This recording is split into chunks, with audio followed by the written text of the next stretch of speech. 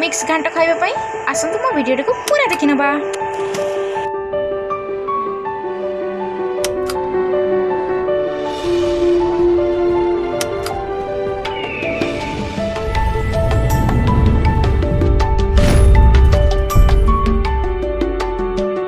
नमस्ते, वेलकम करुच्ची मो शुभ किचन को शुभस्मिता। आज मु नहीं आसी एक सुंदर घांट तापाई मुझे नहीं मूला अमृतभंडा पोई शाग आलू सबको मिक्स करके हमें गोटे घांट बनैबा। आसतु ए प्रस्तुति प्रणाली को जीवा। मैं कढ़ई बसई नहीं, कढ़ई गरम हो गला। मुझे अल्प किसी पानी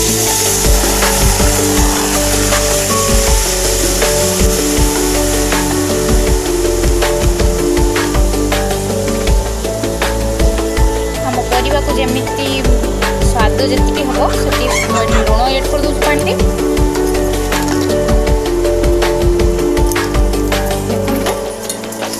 लुण आमर भल भाव पानी मिसी गले फुटी गले आम परिवा को एड करदे। आम काटिकी रखी शाग मूला अमृतभंडा आलू और पोई शाग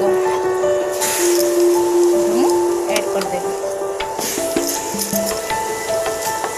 एमती लुण दबा द्वारा आमर परिवा संगे भल मिसी जाए।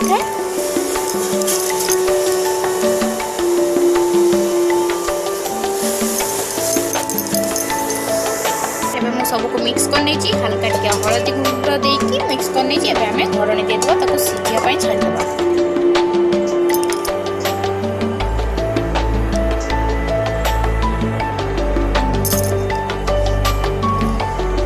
काढ़ी देखी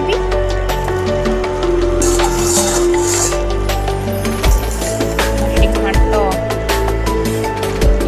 50% सीझी गला। एमती आउ थे आम मिसई नवा आउ टे घोड़नी देखी आ 5 मिनट रखी नवा। देखो घाट आम 50% हो गला।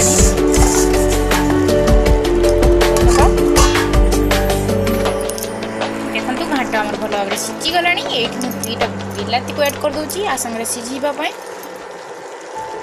पानी मरु मरु आम टमाटो गोटे सीझी जाइए। एमती भितर देखी घोड़नी देदेबा। देखो मुझे कढ़ई तेल दे देजी। ये 2टा सुखला लका छुंडी देजी। आम जीरा को एड करदे। देखो फ्रेंड्स ये आमर जीरा फुटी गला। मुझे रसुण को दे दूची।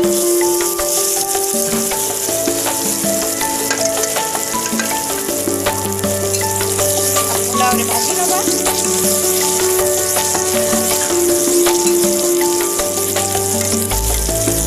भल भाव रसुण भाजी हो गला। एबे आम घांट को देदेबा।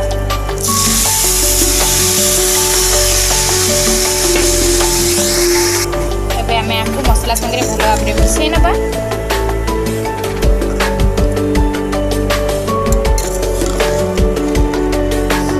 आ 5 मिनट एमती चलेबा।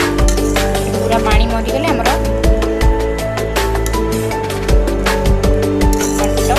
प्रस्तुत हो। एमती घाट मो जेजमा पाखु शिखी एमती बनौची। आप थे निश्चय ट्राए करूँ, एमती बन खाँ केमती लगे निश्चय कहूँ। आ 2-3 मिनट पर आमर हो रेडी हो गला मिक्स तरकारी मिक्स घाट भी मिक्स शाग आप जहाँ कहींपारे। देखो फ्रेंड्स मुझे तो मो जेजमा पाखु शिखी आपड़ थे एमती निश्चय बन खाँ केमती लगे कहतु। लाइक करूँ, शेयर करूँ, सब्सक्राइब करूँ। रही फ्रेंड्स।